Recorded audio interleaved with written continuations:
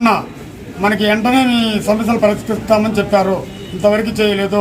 దానివల్ల మేము ఈ సమ్మె చేస్తున్నాము.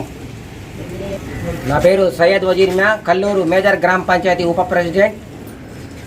తెలంగాణ రాష్ట్ర ప్రభుత్వ జేఏసీ పిలుపు మేరకు ఈరోజు తెలంగాణ వ్యాప్తంగా ఈ ఒకరోజు సమ్మెలో భాగంగా ఈరోజు సమ్మె చేస్తున్నాం.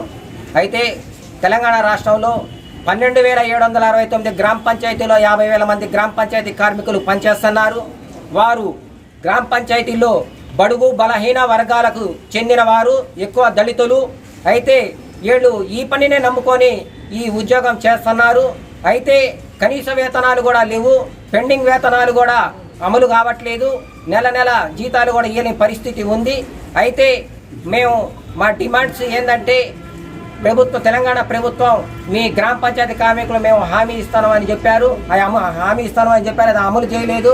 మా పెండింగ్ వేతనాలు అమలు చేయాలని, కనీస వేతనం 21,000 రూపాయలు ఇవ్వాలని, గ్రామ పంచాయతీ కార్మికులు ప్రభుత్వ ఉద్యోగులుగా గుర్తించాలని, గ్రామ పంచాయతీ నుండి ద్వారాగా కాకుండా మనకి ఒక గ్రాంట్ విడుదల చేసి ఆ గ్రాంట్ ద్వారాగానే జీతాలు అమలు చేయాలని, 16 జీవో ప్రకారమే సవరించాలని, 51 జీవో మల్టీపర్పస్ విధానం రద్దు చేయాలని, PFISS సౌకర్యం కల్పించాలని, మనం పనిలో ఎవరైనా చనిపోతే 10 లక్షల రూపాయలు ఇవ్వాలని, సహజ మరణంగా ఎవరైనా మరణిస్తే 5 లక్షల రూపాయలు ఇవ్వాలని, అదేవిధంగా మనం ఏదన్నా దాన సంస్కారాలకి 30,000 రూపాయలు ఇవ్వాలని, అదేవిధంగా తెలంగాణ మన కాంగ్రెస్ ప్రభుత్వం బడ్జెట్ ప్రకారం 50,000 కోట్ల 59,50,500 రూపాయలు గ్రామ పంచాయతీకి నిధులు ఇచ్చారు.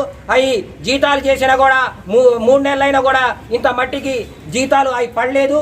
మేము పోయి ఎస్టీఓ గారిని అడిగితే ఎస్టీఓ గారు మన ఆర్బీ వాళ్ళని అడగమంటున్నారు. మేము అధికారులను డిపో గారి దృష్టికి కూడా మేము తీసుకొని పోయినాం. శనివారం అన్నారు, సోమవారం అన్నారు, ఇంత మట్టికి జీతాలు లేవు.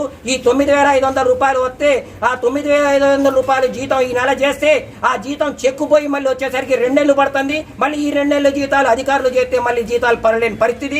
ఇది కూడా మేము ప్రభుత్వం దృష్టికి తీసుకొని వెళ్తున్నాం. అందువల్ల ఈరోజు జేఏసీ పిలుపు మేరకు ఈరోజు మేము ఒక్కరోజు నిరవధిక సమ్మె చేస్తున్నాం.